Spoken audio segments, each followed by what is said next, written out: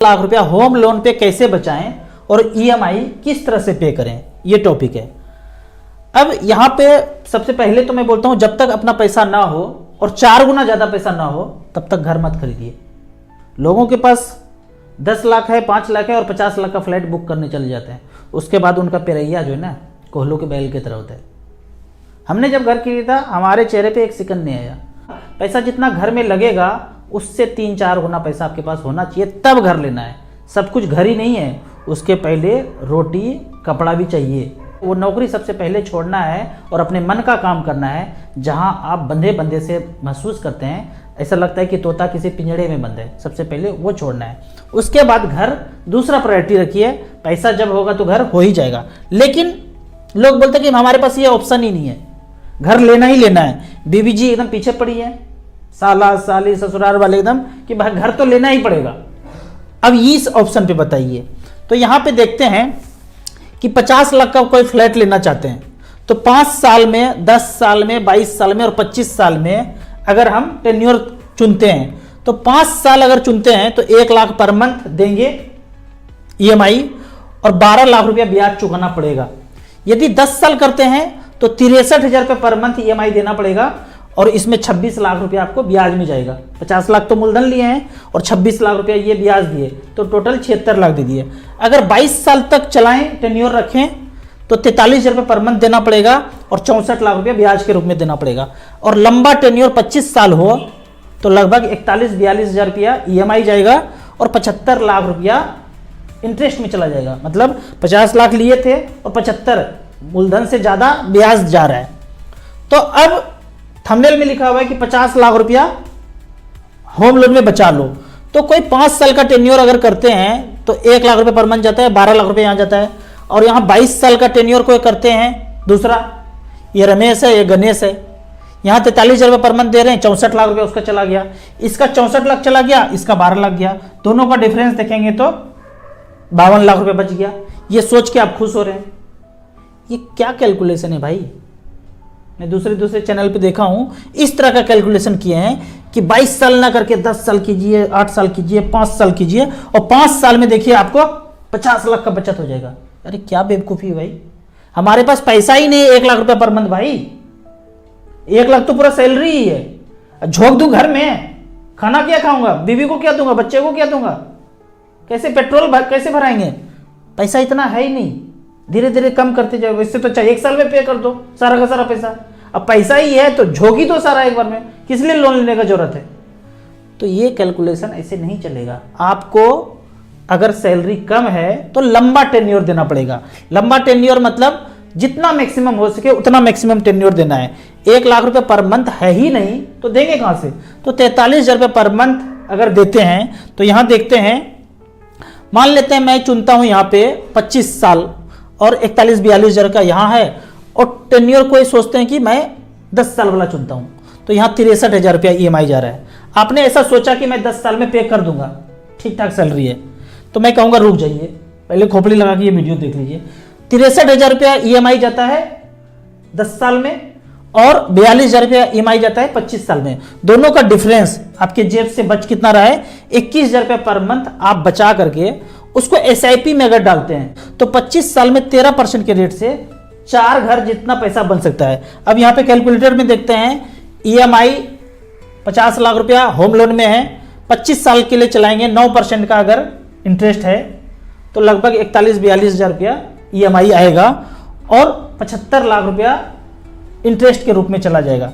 तो हम क्या करेंगे? लंबे समय के लिए ईएमआई चुनेंगे और उससे जो पैसा जितना बचा सकते हैं लगभग 21,000 रुपये पर मंथ, उसको हम एसआईपी में करेंगे। यहाँ पे एसआईपी का देखते हैं, 21,000 रुपये पर मंथ किया 25 साल तक, 13% के रेट से जमा 63 लाख होगा, 4,77 लाख रुपया हो सकता है। इतने पैसे में उस समय आप 4 घर खरीद सकते हैं। अगर ये गलती से 15% का रिटर्न दे दे, स्मॉल कैप में पैसा झोंके हैं जैसा आप कहते हैं, 6,89 लाख बनता है। अगर 10% का भी ब्याज हो तो सब कुछ ये कैलकुलेट करना है अपने से, 10% का भी ब्याज हो तो 2,80 लाख बनता है। तो लंबा टेन्योर पे जाना है और बचे हुए पैसे को एसआईपी में कन्वर्ट करते रहना है। अब एक दूसरा फैक्टर है कि आपको घर लेते समय क्या क्या देखना है। पहला, क्लास बी सिटी देखिए। ये नहीं कि दिल्ली, बम्बई, कलकत्ता, मद्रास में लिए और जिंदगी भर का पैसा 80 साल तक ईएमआई देते जा रहे हैं। जब तक जिंदा है, अब बीच में ऊपर चले गए तो वाइफ और बेटा ईएमआई भर रहे हैं। विदेशों में ऐसा है, उसका नेक्स्ट जनरेशन ना ईएमआई भरता है।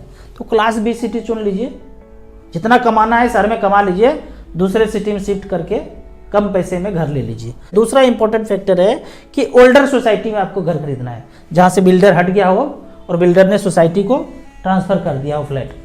तो ओल्डर सोसाइटी मतलब 10 साल, 12 साल, 15 साल पुराना सोसाइटी में जाइए। कहीं भी जाएंगे, नया पुराना जहाँ भी जाता है, अपना काम कराना ही पड़ता है। तो बेहतर है कि ओल्डर सोसाइटी में जाइए, 5 लाख 6 लाख रुपये खर्च करके उसको चकाचक करा दीजिए, सस्ता मिलेगा। नया वाला में ताम झाम, मार्केटिंग, बिल्डर सब कुछ जुड़ा हुआ है, इसको हटने दीजिए। उसके बाद हमने पुराने सोसाइटी में घर लिया है। अब तीसरा फैक्टर है, जहां खरीदो वहां 1 से 2 साल कम से कम रह लो। ऐसा नहीं कि लिया अब बाद में कुछ फैक्टर समझ में नहीं आ रहा है और बेचैन हो रहे हैं कि भाई यहां ना लेता तो ज्यादा अच्छा होता। उससे अच्छा है वो रिग्रेट ना करें, 1 से 2 साल उस सोसाइटी में रहिए जहां आपको खरीदना है। हमने वही किया, पिछले 2-3 साल से रहा, सब कुछ पता चल गया कि परमानेंट रहना है तभी घर खरीदना है। दिलो दिमाग में अगर उधेड़ बुन हो कि भाई पता नहीं कहाँ चले जाएंगे, पोस्टिंग हो जाएगा, इधर चल जाएंगे, उधर चल जाएंगे, रुक जाओ, थम जाओ, कुछ नहीं करना है, लेना ही नहीं है। जब तक परमानेंट पता ना चल जाए, लेना नहीं है। एक गोल्डन सेंटेंस हमेशा सुनने को मिलता है कि अपना घर हो जाएगा तो रेंट तो बचेगा, अपना घर हो गया तो रेंट तो बचेगा। सब कोई सुनते होंगे, हमने भी सुना, बहुतों सुना। जैसे हमें कोई बोलते थे ना रेंट बचेगा, मैं बोलता था कैसे बचेगा, थोड़ा बताइए। तो यहाँ पे 90% लोग जिनके पास पैसा, अपना पैसा नहीं है ना, वो यही बोलेंगे, अरे अपना घर ले लेंगे तो रेंट तो बचेगा, क्योंकि पैसा तो कोई छप्पर फाड़ के बैंक से आ रहा है फ्री में, या बीवी जी के पापा जी ने दे दिया है तो ले लिया घर, अब रेंट बचने लगा। अरे किसी का तो पैसा है भाई। और अगर ईएमआई पे लिया तो सिर्फ हस्बैंड को पता चलता है कि अपना घर में रेंट कितना बचता है, और या वाइफ अगर वर्किंग है तो उनको भी पता चल जाता है कि रेंट पे रहने में क्या मजा था और अपना घर लेने में क्या मजा है। और ईएमआई जब हर महीने जाता है ना, फिर समझ में आता है। इसको बचने के लिए हस्बैंड वाइफ दोनों को काम करना पड़ता है। पहले ऐसा नहीं था, एक ही आदमी काम करते थे, सब लोग घर में आराम से सुखमय जिंदगी जीते थे। अब इतना बेचैनी छाया हुआ है कि सबको नौकरी करना है घर के चक्कर में। तो 90% तो यही बोलेंगे जिनके पास अपना पैसा नहीं है, अपना घर हो जाएगा तो रेंट तो बचेगा। और 10% लोग जो मेरे जैसे हैं वो कैलकुलेट करते हैं, जिनके पास अपना पैसा है, 50 लाख रुपए है, बैंक में पड़ा हुआ है, एफडी मान लेते हैं, मच फंड को भूल जाइए, 12%, 13%, 14% भूल जाते हैं, एफडी में पड़ा हुआ है, सेफेस्ट जगह, पोस्ट ऑफिस में, और 6% का ब्याज है। तो 50 लाख का सालाना 6% ब्याज 3 लाख रुपया होता है। 12 मंथ से अगर डिवाइड करेंगे तो 25,000 रुपये पर मंथ आता है। तो पैसा तो है पड़ा हुआ भाई, रेंट जाता है 15,000, 20,000, 25,000 रुपया, वो तो ब्याज के पैसे से रेंट जा रहा है। तो कैसे कोई कह सकता है कि अपना घर ले लेंगे तो रेंट का पैसा तो बचेगा? अरे बचेगा मतलब कहीं से आ रहा है, कहीं रेंट जा रहा है। अपना पैसा था, ब्याज आ रहा था, उसी पैसे से रेंट दे रहे थे। हमें तो कभी फील ही नहीं हुआ कि मैं रेंट पे हूं, पैसा जा रहा है, पैसा जा रहा है। अरे जा कहां रहा है, कहीं से आ भी तो रहा है, वो आ रहा है तो जा रहा है। तो जिनके पास अपना पैसा है उसके खोपड़ी में ये हलचल नहीं है, ये क्वेश्चन नहीं है कि अपना घर ले लेंगे तो रेंट बच जाएगा। यहां से आ रहा है, वहां जा रहा है। समाज में एक बेहतरीन चीज सुनने को और मिलता है, 15,000 रेंट। 1000 को ऐसे बोलेंगे ना जैसे लगता है 1-2 अरब हो, और 50 लाख को बोले 50 लाख का तो है, 50 लाख का तो है मात्र, और 15,000 रेंट देंगे। तो मैं क्वेश्चन पूछता हूं कि 15,000 में ज्यादा जीरो होता है कि 50 लाख में ज्यादा जीरो होता है? तो उधर से अंतर होता है, 15,000 में ज्यादा जीरो होता है, उसमें 3 जीरो होता है, और 50 लाख में तो एक ही जीरो है। अब क्या बोल पाएंगे? चुप का चुप हो जाते हैं कि भाई हाँ भाई 15,000 ही ज्यादा पैसा है, और 50 लाख तो एकदम छोटा सा अमाउंट है। एक बार दिया, घर ले लिया, बचत ही बचत है। समझ में नहीं आएगा, समझा भी नहीं पाएंगे। एक चीज और सोचना है कि शहर में अगर है, जॉब करते हैं, तो जब तक आपको परमानेंट पता नहीं चल जाए कि यहीं रहना है, पूरा जीवन यहीं जीना है और यहीं से राम नाम सत होना है, तब तक घर नहीं खरीदना है। अगर आपको पता चल गया कि यहीं रहना है, तब जितना जल्दी हो सके घर ले लीजिए। दूसरा है, गांव में रहते हैं, परमानेंट पता ही है, तो जितना जल्दी हो सके घर बना लीजिए। लेकिन बड़ा ख्वाब सजाए हैं, 50 लाख, 60 लाख, 70 लाख, 1 करोड़ 2 करोड़ का घर लेना है तो पहले पैसा बना लीजिए, उससे 2-3 गुना ज़्यादा, फिर घर ले लीजिए। नहीं तो जितने लोग भी लिए हैं उसमें 90% लोग बेचैनी में छटपटा रहे हैं, कोलूक बैल की तरह छटपटा रहे हैं। इसलिए जो बोल रहा हूँ समझ के कीजिए। मेरे पास इतने ज़्यादा इन्वेस्टर हैं, इतने ज़्यादा लोगों का कॉल आता है कि हम घर लेके फंस गए हैं। आपका वीडियो देखा, खोपड़ी का ब्लूटूथ ऑन हुआ, अब क्या बेच दूं? अब जो लिए हैं ले लिए हैं, बेचने का सवाल नहीं होता है, जैसे जी रहे हैं वैसे जीना है। यहाँ पे आपका एक क्वेश्चन होगा कि 21,000 रुपये पर मंथ चलो हम बचा लिए, टेन्योर को बड़ा कर दिए और पैसा जब बचने लगा जेब में तो 21,000 रुपये पर मंथ का SIP कहाँ करूँ? इसके लिए आपको StarSIP.in में जाना है और स्मॉल कैप कैटेगरी 6ठे नंबर पे सेलेक्ट करना है, 12 साल सेलेक्ट करना है लास्ट, और 20,000 रुपये पर मंथ ही सिलेक्शन है, 21-22 का नहीं है, तो 20,000 रुपये पर मंथ हमने लिखा है। यहाँ पे स्मॉल कैप आता है, निप्पॉन इंडिया स्मॉल कैप, आप 4 में स्मॉल कैप में 5,000 रुपये करके 4 में डाल देंगे। मैं टोटल जोड़ के 20,000 रुपये पर मंथ का बता रहा हूँ। 20,000 रुपये पर मंथ अगर निप्पॉन इंडिया स्मॉल कैप में लगाया था तो 28,80,000 जमा हुआ है 2011 से लेके अब तक, पिछले 12 साल में, और पैसा बना है 1,46,00,000।